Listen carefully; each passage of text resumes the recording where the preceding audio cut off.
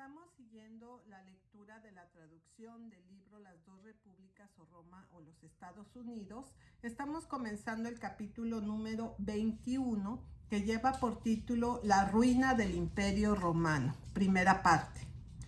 Hemos visto a la Iglesia asegurar la promulgación de leyes que ella pudiera imponer la disciplina de la Iglesia a todas las personas, ya sea dentro de la Iglesia o fuera de ella. La hemos visto a continuación extender sus invasiones al poder civil, hasta que todo el sistema de jurisprudencia civil como tal fue destruido haciéndose religioso. Veremos ahora cómo los males así engendrados y como dientes de dragón sembrados al aire, con otro elemento del monstruoso mal plantado por Constantino y los obispos, causó la ruina final y terrible del Imperio Romano. Entre los primeros de los actos de Constantino en sus favores a la Iglesia fue la aprobación de dinero del tesoro público a los obispos. Otra promulgación en el año 321 del mismo carácter, pero que era de mucha más importancia, fue su destello a la Iglesia el derecho a recibir legados. Esto era una ley que aseguró expresamente a las iglesias un derecho que tal vez ya se habían ejercitado tácitamente de vez en cuando, a saber, el derecho a recibir legados, que en el imperio ninguna corporación tenía derecho a ejercer, salvo que hubiera sido expresamente autorizado para ello por el Estado.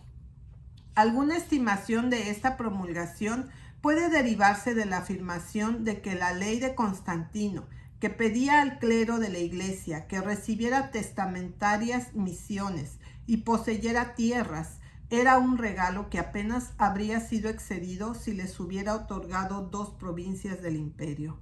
Lo que hizo esto aún más magnífico, un más magnífico regalo a la Iglesia fue la vista que prevaleció especialmente entre los ricos, para que pudieran vivir como complaciendo toda su vida y luego a su muerte dar su propiedad a la Iglesia y tener la seguridad de un salvoconducto para la eterna felicidad.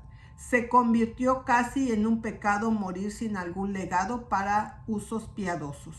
Hemos visto en el capítulo anterior qué tipo de personajes fueron elegidos para el obispado en aquellos tiempos.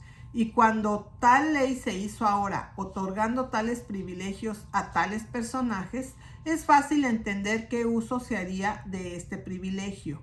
No contento con simplemente recibir legados que pudieran hacerse voluntariamente, los llevaron a tener todos los medios posibles para inducir a las personas a otorgar sus bienes sobre las iglesias. Asumieron la protección de viudas y huérfanos y tenían la propiedad de tales personas dejado al cuidado del obispo. Ahora, en las arcas de los obispos, como en las arcas de la República, después de la caída de Cartago, la riqueza llegó en una corriente de oro, y el resultado en este caso fue lo mismo. Con la riqueza vino el lujo y la magnificencia. El obispado asumió una majestuosidad y grandeza que trascendía a la de los principales ministros del imperio, y la del obispado de Roma eclipsó bastante la gloria del propio emperador. Fue el principal beneficiario de todos estos favores de Constantino. Como ya se relató, cuando los emperadores en la época de Diocleciano comenzaron habitualmente a ausentarse de Roma, el obispo de Roma se convirtió en el principal dignatario de la ciudad, y cuando Constantino trasladó la capital de forma permanente de Roma a través de estos favores imperiales, el obispo de esa ciudad había adquirido tal dignidad que fue fácil para él entrar en el lugar de la pompa y la magnífica exhibición que había sido mostrada antes por el emperador. El obispo de Roma se convirtió en príncipe del imperio y vivió en un estilo de lujo y pompa que despertaba la envidia o la justa indignación del escritor pagano, Marcelino. La Iglesia estaba ahora enriquecida por los dones y legados de los piadosos y los tímidos. El obispo obtenía grandes ingresos de sus granjas en la campaña y sus ricas plantaciones en Sicilia. Él montó por las calles de Roma en un carro majestuoso y vestido con un atuendo magnífico. Su mesa estaba provista de una profusión más que imperial. Las mujeres más orgullosas de Roma, cargadas con generosas donaciones, lo seguían con sus halagos y atenciones. Su porte altivo y profuso y el lujo fueron comentados tanto por paganos como por cristianos, tan extrañadamente inconsistente con la humildad y sencillez impuestas por la fe que profesaba. Las oficinas de la iglesia eran las únicas en el imperio que eran electivas. El obispado de Roma fue el jefe de estas oficinas. Como ese oficio era uno que llevaba con él el dominio de tan enorme riqueza y tal despliegue de magnificencia imperial, se convirtió en el objeto de las ambiciosas aspiraciones de todos los católicos de la ciudad. E incluso un pagano exclamó: «Hazme obispo de Roma y yo seré cristiano». Aquí se exhibieron todos esos elementos de la contienda política y artimañas a las que se hace referencia en el capítulo anterior. Las escenas que ocurrieron en la elección de Damaso como obispo de Roma en el año 366 ilustrará el carácter de tales procedimientos en todo el imperio, según como el obispado particular en cuestión comparó con el de Roma.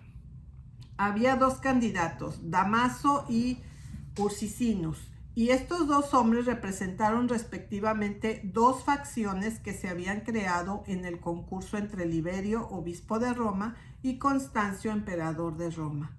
Los presbíteros,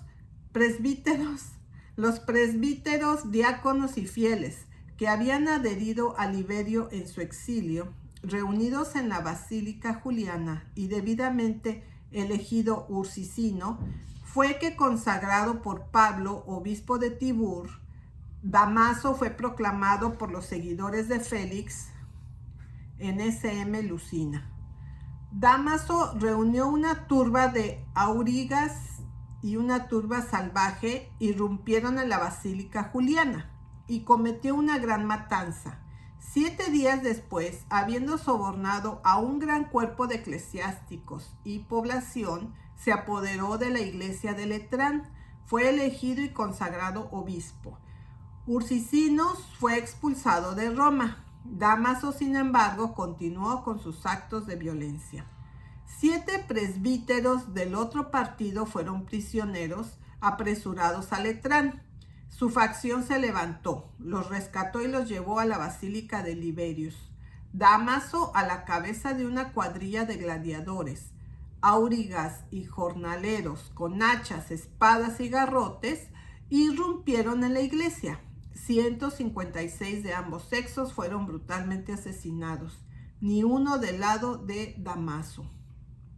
El partido de Ursicinus se vio obligado a retirarse, solicitando en vano un sínodo de obispos para examinar sobre la validez de las dos elecciones.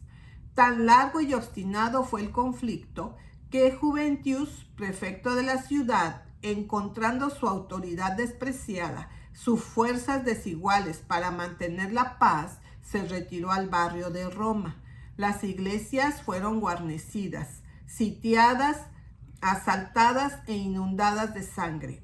En un día, relata Amiano, más de 130 muertos. Los cuerpos fueron contados en la Basílica de Sicinius.